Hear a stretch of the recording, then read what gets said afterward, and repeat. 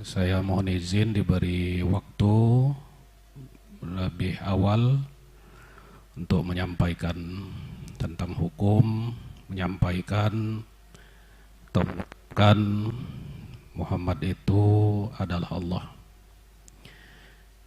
Ini kajian hukum, tidak kajian tasawuf ya. Karena waktunya singkat, saya akan langsung aja mulai.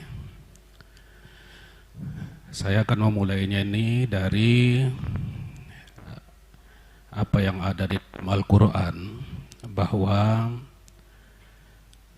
ada di Al-Quran itu orang yang mengakui dirinya Tuhan, yaitu Fir'aun. Fir'aun ini disebut dalam Al-Quran 74 kali. Beliaulah Ramses II, penguasa Mesir kuno, berhadapan dengan Nabi Musa yang hidup lebih kurang 1300 atau 1400 sebelum Masehi. Kita sudah biasa dengan kisah ini, tapi saya ingin menyampaikan bahwa dalam surah Al-Qasas ayat 38 itu Allah menegaskan apa yang distatementkan oleh Fir'aun. Wa qala Fir'aunu ya ayyuhal mala'u ma'alimtu lakum min ilahin ghairi. Tak ada Tuhan selain aku. Kemudian dalam surah An-Nazi'at ayat 24-25 ya, kata Fir'aun, wa ana rabbukumul a'la fa akhadhahu Allahu nakalal akhirati wal ula. Saya Tuhan kalian semua yang maha tinggi. Kemudian Allah memberikan azab yang pedih kepadanya di dunia dan di akhirat. Jadi di sini jelas bahwa pengakuan Fir'aun diazab Tuhan. Yang kedua, yang mengaku Tuhan di dalam Al-Quran itu Namrud.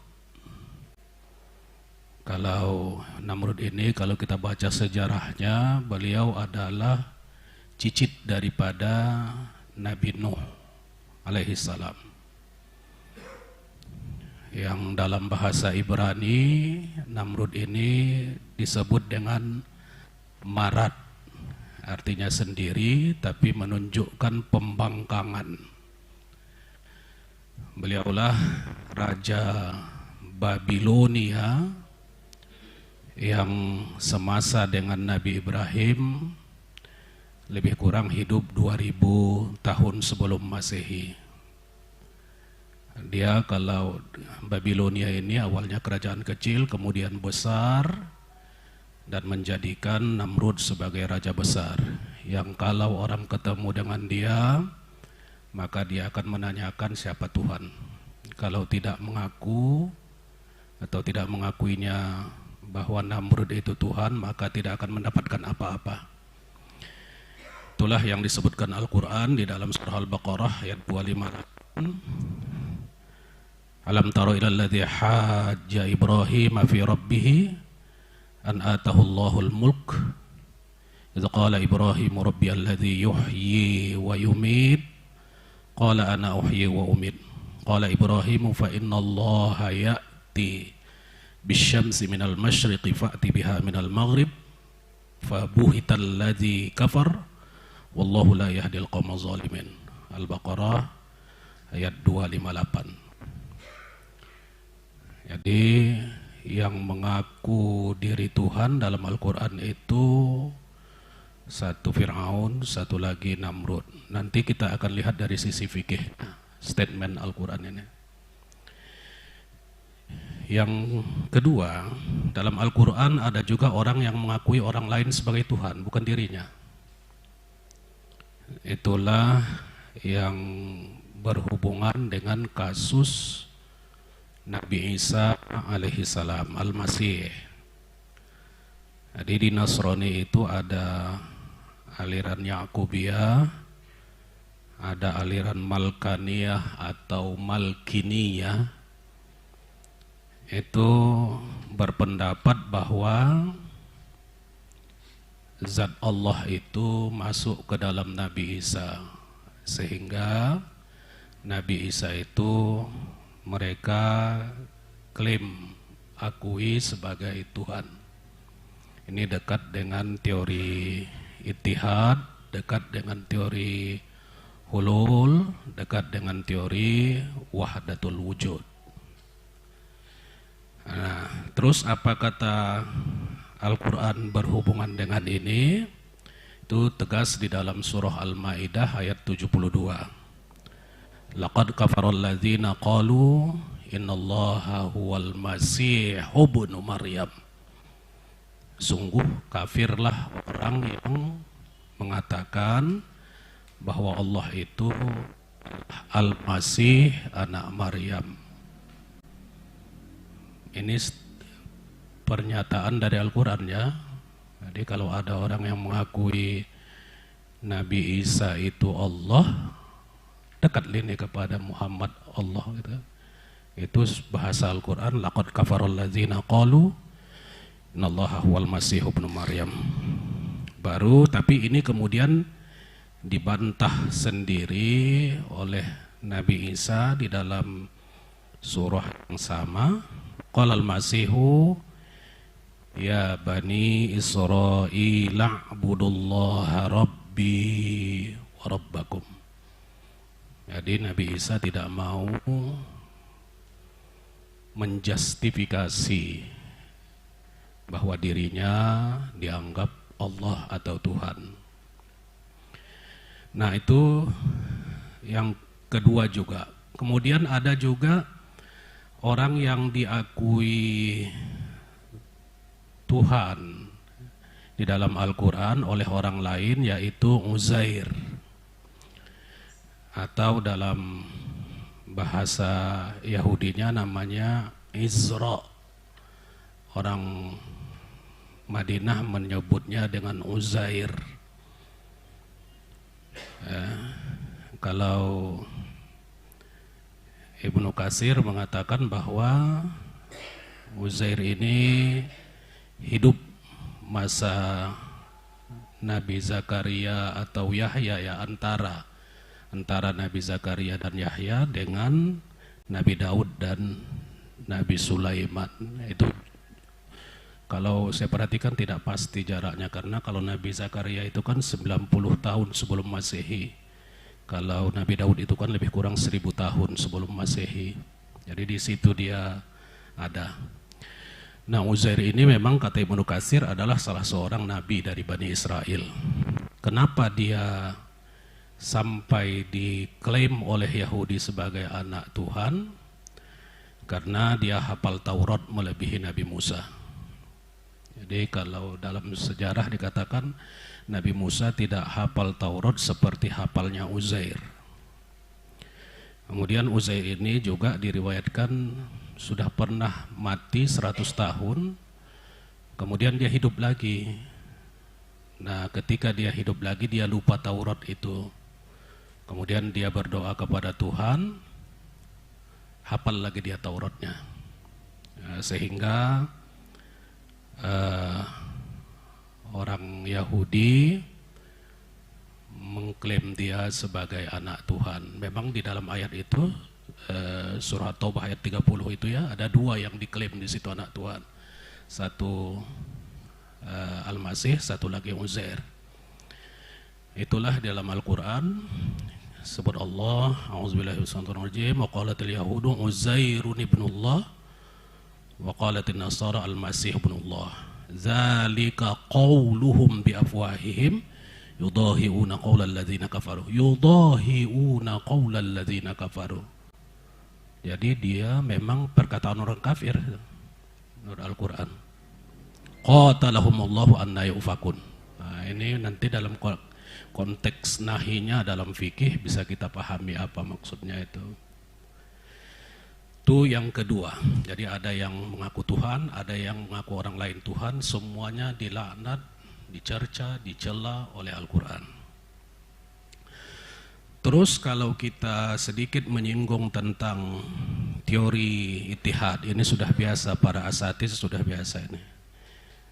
Ittihad yang dikemukakan oleh Abu Yazid yang hidup tahun 875 Masehi itu, yang terkenal dengan statementnya Subhani, Maha Suci aku, itu kalau dalam pemahaman saya, maaf nanti Ustadz yang memahami tasawuf, itu kalau ittihad itu lebih kepada atas.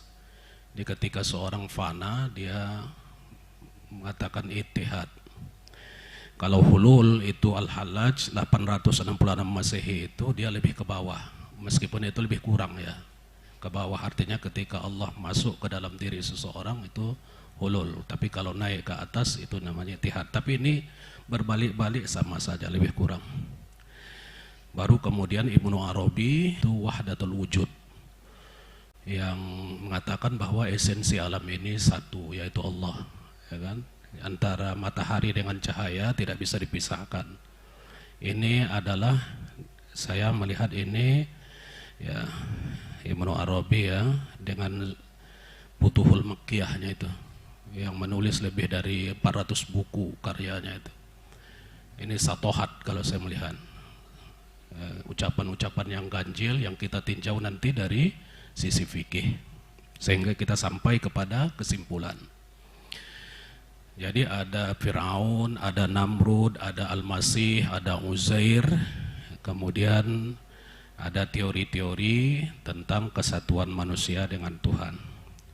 Nah, kalau Bapak Ustadz masih ingat, itu ada dahulu agak ribut sedikit, yaitu pemimpin gereja The Lord of our righteousness ya, di Meksiko bernama Travesser.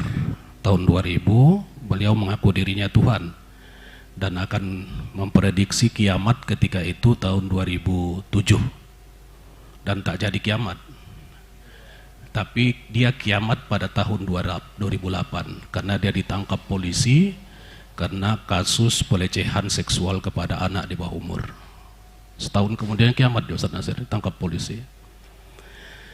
Nah, Bapak Ibu, Bapak Ibu pemirsa sekalian dimanapun berada. Nah, jadi kalau saya melihat dari semua yang saya sampaikan tadi, pertama, yang mengaku Tuhan itu Fir'aun dan Namrud, itu kalau dalam teori fikih ya, teori fikih itu kan ada ihana, al-ihtiqar, at-taqlil. Jadi sebuah statement dalam Al-Quran, yang mana statement Al-Quran itu menunjukkan pencelaan, pencercaan, azab, ihtiqar, taqlil, pengecilan, itu sampai kepada tahap haram hukumnya. Apalagi seperti di dalam Al-Quran tadi itu, Allah memang menyebutnya laqad kafarul ladzina qalu kadzalika qaulul ladzina kafaru dan lain-lain sebagainya. Itu satu. Yang kedua, orang yang mengklaim orang lain pun, kalau kita lihat tadi surah Al-Maidah ayat 72, At-Taubah ayat 30, yudahiuna qaulal ladzina kafaru, itu pun redaksi ayat itu dari sisi usul fiqih memang adalah celaan, dan memang jelas zahir ya kan, bahwa itu adalah kafir kata Allah, baik yang mengaku orang lain ataupun yang mengaku dirinya sendiri.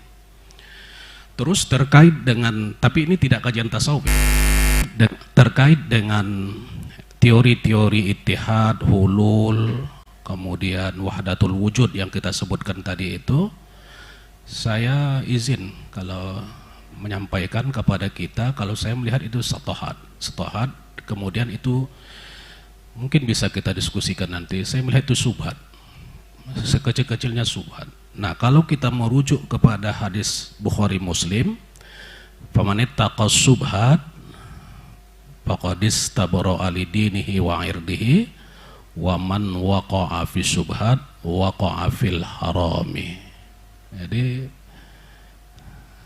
kalau dari perspektif fikih, ittihad statement itu hulul wahdatul wujud waqa'a fil haram, jatuh ke dalam haram. Terus dari sisi lainnya lagi, yaitu dari teori qawaidul fiqih. Nah, jadi kalau ada orang mengatakan itu kan ucapannya, hatinya kan hakikatnya tidak begitu. Kalau usul fikih mengatakan al-aslu fil kalami al-haqiqah. Statement itu maknanya adalah hakikat yang diucapkan gitu. Jadi kalau ada orang mengucapkan seseorang itu adalah Allah, tak bisa dipaling-palingkan. Al-aslu fil kalami al-haqiqah.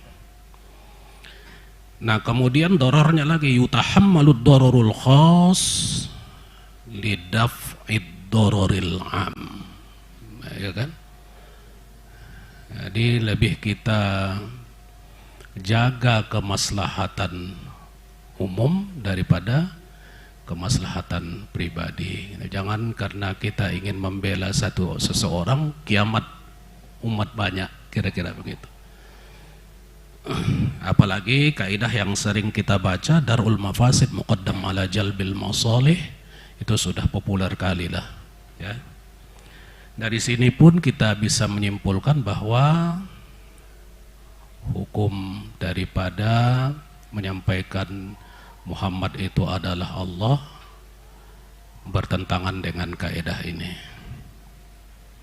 Baru kemudian yang berikutnya, kalau dari sini sadduz zari'ah yang menurut Asy-Syatibi di dalam kitabnya Al-Muwafaqat yang terkenal itu, kitab usul fikihnya itu memang lebih banyak digunakan oleh Maliki itu ya, meskipun banyak yang ada juga dari mazhab Syafi'i yang menggunakan sadduz zari'ah itu. Nah, kalau kita melihat bahwa lebih sadduz zari'ah itu harus dipakai untuk melihat statement bahwa Muhammad itu adalah Allah gitu, yang bisa menjadi terlarang. Nah, kesimpulannya dari semua yang saya sampaikan itu, baik dari redaksi Al-Quran yang ihtiqar, taklil, kemudian al-ihanah, itu semuanya redaksinya itu, apalagi ada kata kafir dalam Al-Quran terhadap orang yang mengaku dirinya Tuhan atau mengaku orang lain adalah Tuhan. Kemudian dari sisi jangan sampai jatuh kepada yang haram menurut hadis Bukhari Muslim, satohat dan subhat itu, ditambah lagi adanya kaedah-kaedah qawaid fikih, usul fikih, ditambah lagi ada sadduz zari'ah. Saya berkesimpulan, saya ulang, saya berkesimpulan bahwa hukum mengatakan Muhammad itu adalah Allah haram. Hukum itu 5 ya, haram. Kalau nggak haram, wajib, sunat, makruh, mubah, haram. Dan orangnya yang mengatakan itu adalah kafir. Wassalamualaikum warahmatullahi wabarakatuh.